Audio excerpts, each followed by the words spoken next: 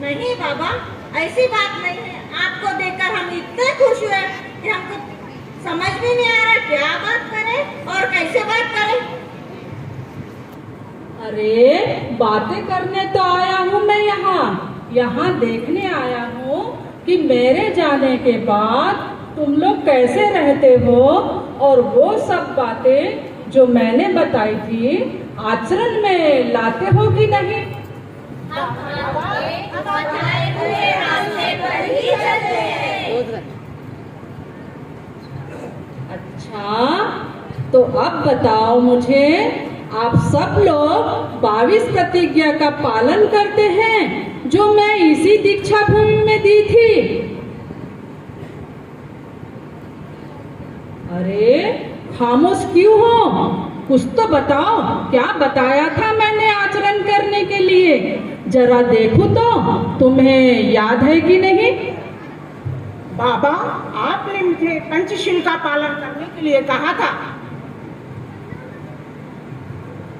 बाबा, आपने हमें खूब पढ़ने को, संगठित होने को और संघर्ष करने के लिए कहा था। पढ़े लिखे लोगों को समाज के प्रति योगदान देने को कहा।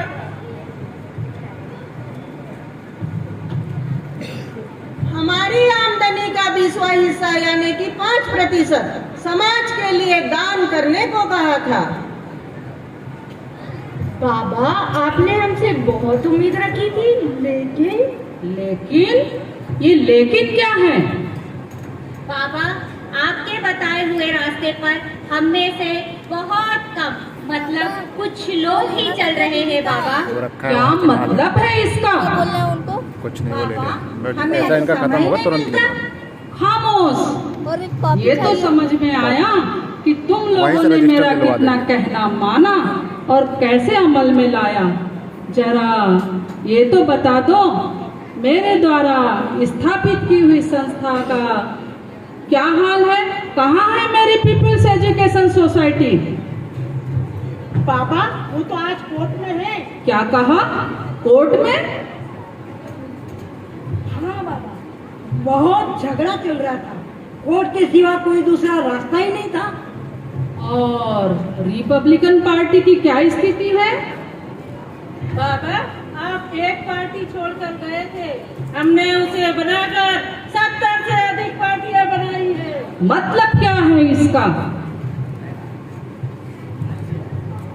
बाबा, मतलब आपस में झगड़े की वजह से एक के दो और दो के बढ़कर अनेक पार्टी हो गई है।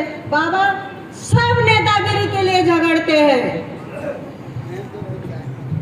और बाबा, वही हाल समता सैनिक दल का है। और वही हाल बौद्ध महासभा का भी है। बाबा, सभी जातिवाद और अंधविश्वास पर बुरी तरह जकड़े हुए हैं। अरे ये क्या किया तुमने? तुम कितने, मैंने अपनी सारी जिंदगी समाज की कुर्बानी की और तुम लोगों ने ये सब क्या किया? कितने स्वार्थी निकले तुम लोग। ये सब सुनने की ताकत नहीं रही रत्तू, जरा हाथ दो। सुनो, आप सभी ध्यान से सुनो। आप सभी के लिए आदरणीय डॉक्टर बाबा साहब आम्बेडकर ने जिंदगी भर कड़ी मेहनत की, अपना खून और पसीना एक कर दिया। न अपने स्वास्थ्य का ध्यान रखा, न ही अपने परिवार का ध्यान रखना। बड़ी से बड़ी नौकरी को लात मार दी। और तुम लोग क्या करते हो?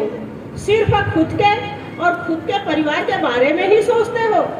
कितने कितने खुद गर्ज हो तुम लोग। नहीं रत्तू, कुछ मत बोलो इन नालायकों को। इन लोगों ने मुझे सिर्फ पुतले में और समाज के दायरे में बांध के रखा और मुझे सिर्फ दलितों के नेता की पहचान दी। ये लोग मुझे सर पर रखते हैं, शराब पीते हैं और मेरी जयंती मनाते हैं। ये तो मेरे गुस्से के काबिल भी नहीं है। इनकी जगह वही गुलामी के दलदल में है जहाँ से मैंने इनको उठा के लाया और सम्मान की जिंदगी दी।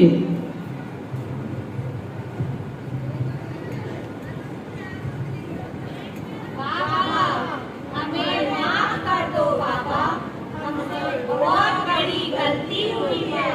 हम युवाओं पर भरोसा करो बाबा।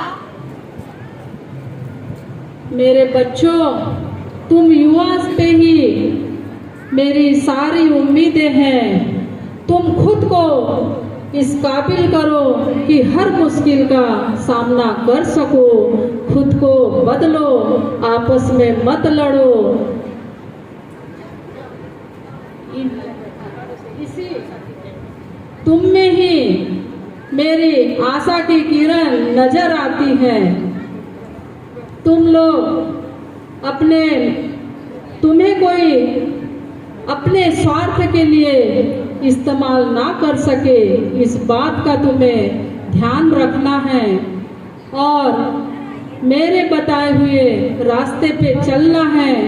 इसी में तुम्हारा कल्याण है। हाँ, आप मेरे भरोसे मत बैठो। मैं वापिस आने वाला नहीं हूँ, मैं वापिस आने वाला नहीं हूँ, मैं वापिस आने वाला।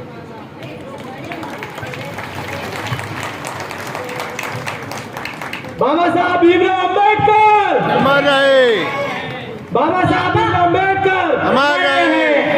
बाबा, हम आपको विश्वास दिलाते हैं कि हम आपके बताए हुए रास्ते पर ही चलेंगे और हमारी यंग जनरेशन ऐसे समाज का निर्माण करेगी जहां समता होगी, जहां जाति का अंत होगा, जहाँ हमारी पहचान, हमारी जाति, हमारा धर्म, हमारा पैसा नहीं बल्कि हमारा कर्म होगा। जोरदार तालियां।